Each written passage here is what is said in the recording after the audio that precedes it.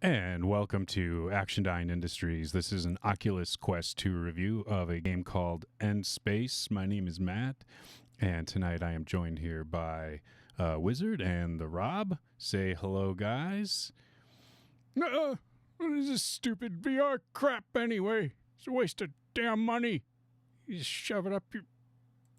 Okay, well, maybe we should just get the show on the road. We don't really... Rob's probably drunk over there anyway. So we've got a trailer to show you for this game.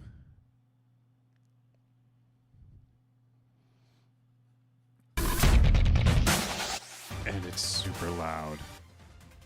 I'm sorry, I should have warned you. But I turned it down for you. So we're besties still, right? We're good? So I don't know if I saw so much some of these visuals in the game, like the lens flares. I don't know if I remember seeing that. We'll see it in a second because I got some footage. But this guy's voice is good. It's pretty epic. We were flying through the galaxy. The game sort of like, I feel like it sort of gives you, you know, when you watch Return of the Jedi and you got the scenes where their ships are flying between other bigger ships and it's just super rad. It kind of gives you a little bit of that. It's not it, but it's as close as you're going to get on the Oculus Quest 2 at the moment. I think I wanted to play Star Wars Squadrons on it, but it's just not on the Quest 2. You can, yes, I know you can do it through the link cable, the Rob. I know you were going to bring that up over there.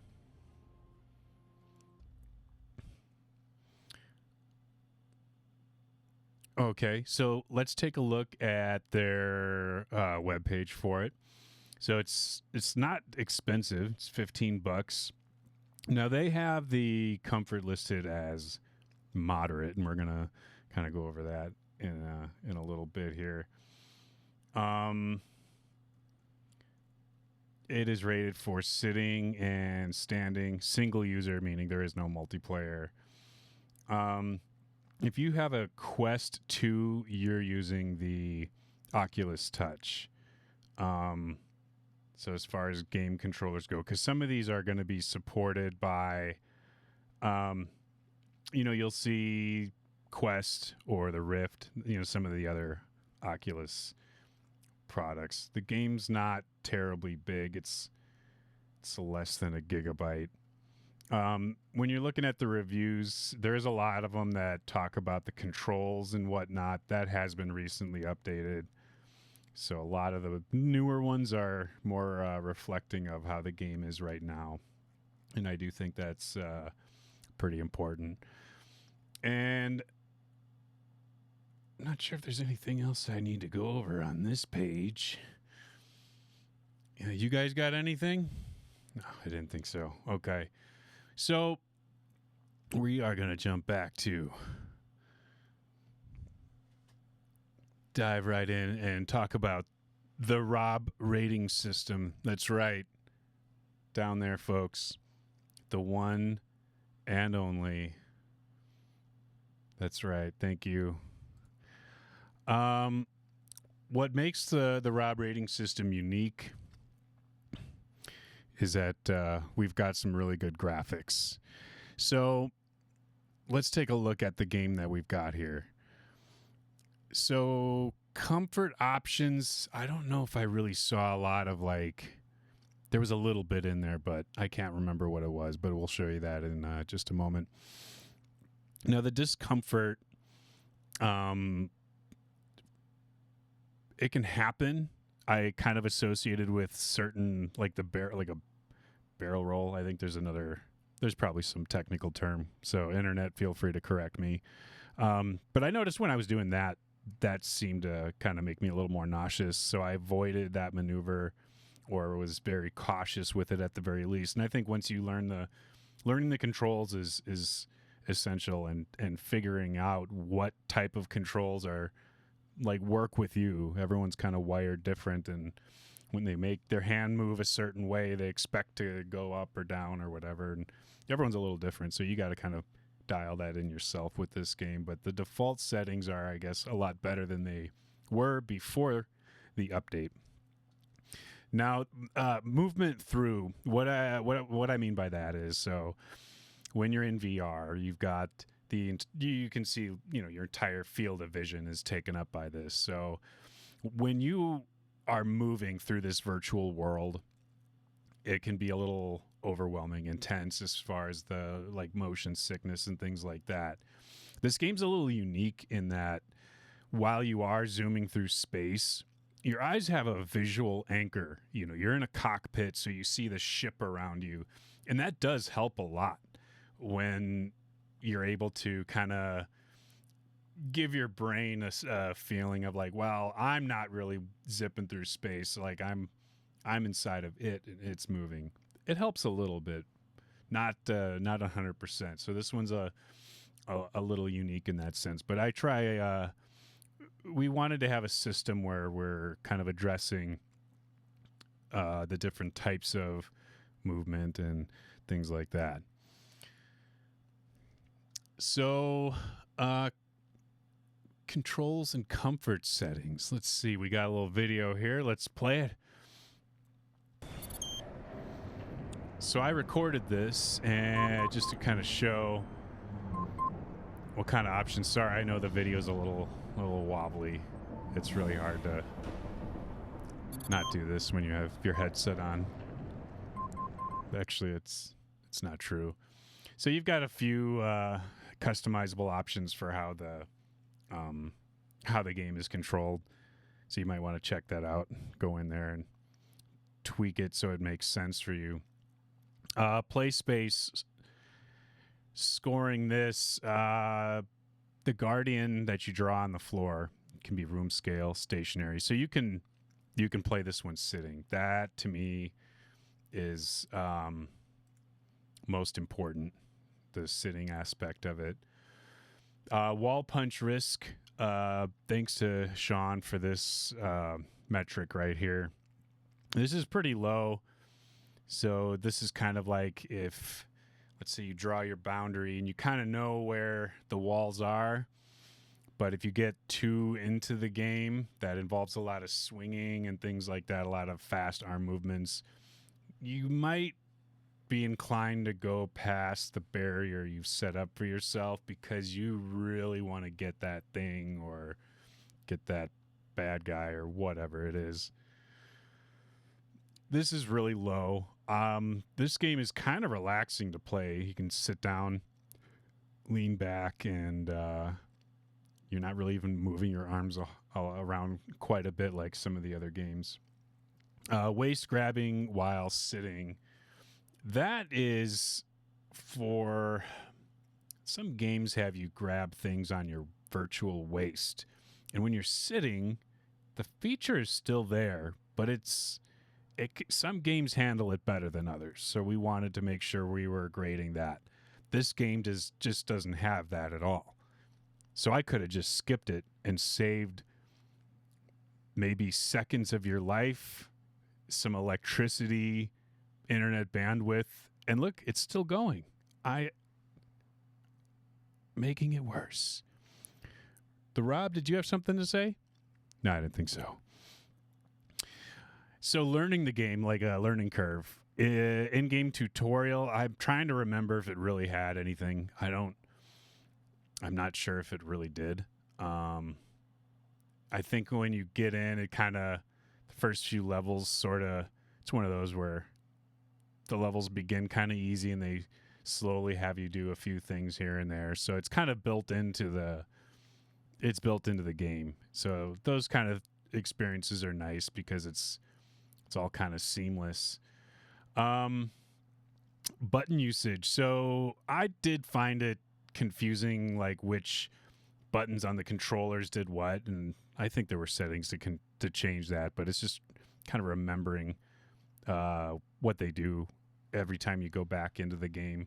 I mean, pretty much all the buttons are used, so learning them is a little tougher than some of the games that don't really even use any buttons at all. So I thought that was important to mention. I thought the user interface was good. I kind of like the menu where you start off and you're in the spaceship, and we'll see that in a second. And I thought it looked kind of neat. Wasn't anything out of extraordinary, so it got a good score. Thought that was good. We're being nice. And we've got a little video here.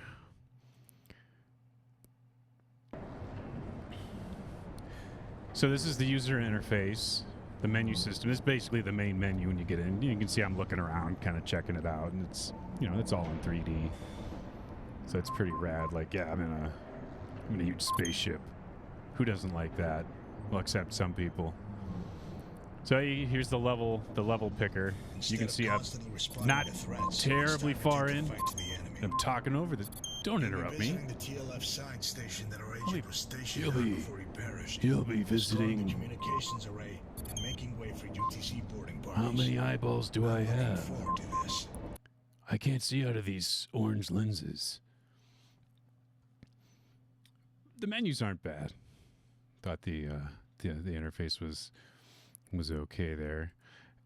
Quality. I did not notice any bugs. I know some of these games. I think they're trying to pull off a lot on the limited hardware capability of the Quest 2.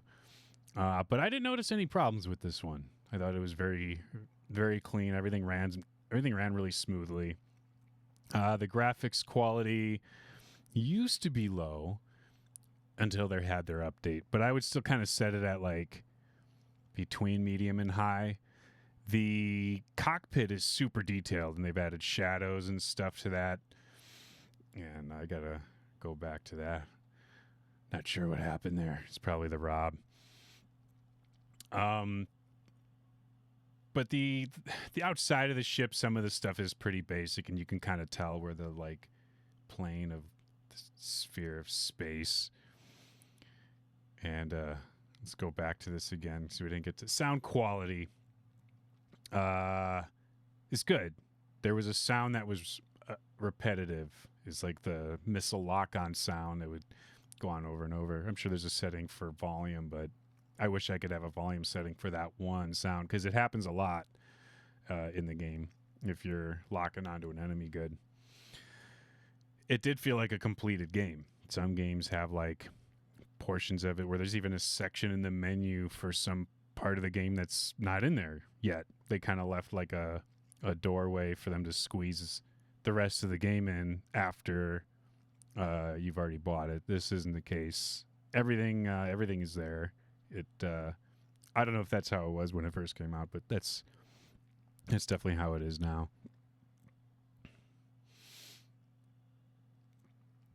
And we've already seen that, Rob. Thank you.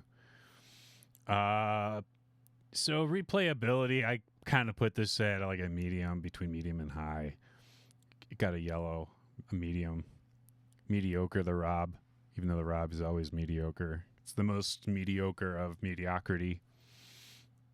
And it's the levels are short, so it feels like an arcadey kind of game where you can just kind of pick up and play for a little bit. You don't have to have the time investment, which kind of leads me to the next point. Story was, I'm not sure if there really was any. Maybe I don't usually pay too much attention to the story. I'm kind of too busy, like, oh, I'm in a spaceship, like I get excited about that stuff.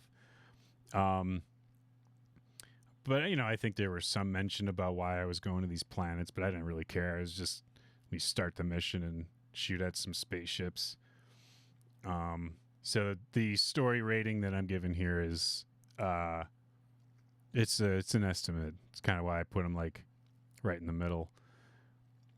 Playtime, the levels are kind of short. They're challenging.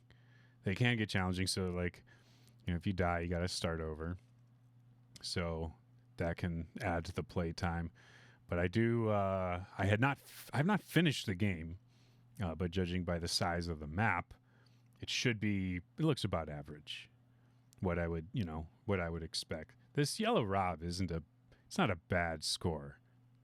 It's the red robs you got to watch out for.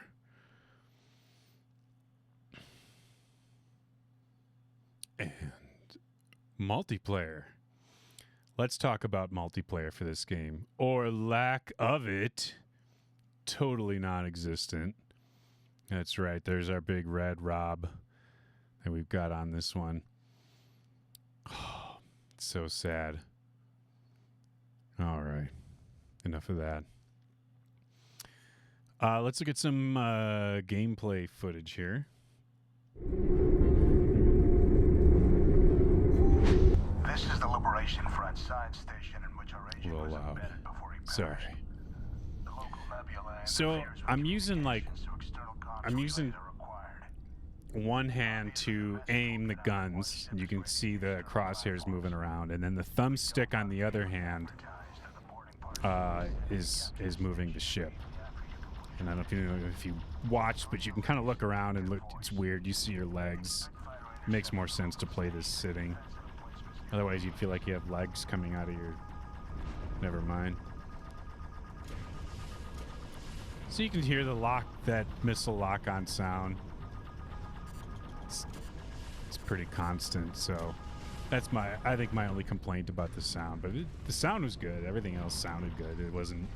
There were no like pops, clicks, and bad quality issues that I noticed. It was just a repetition issue.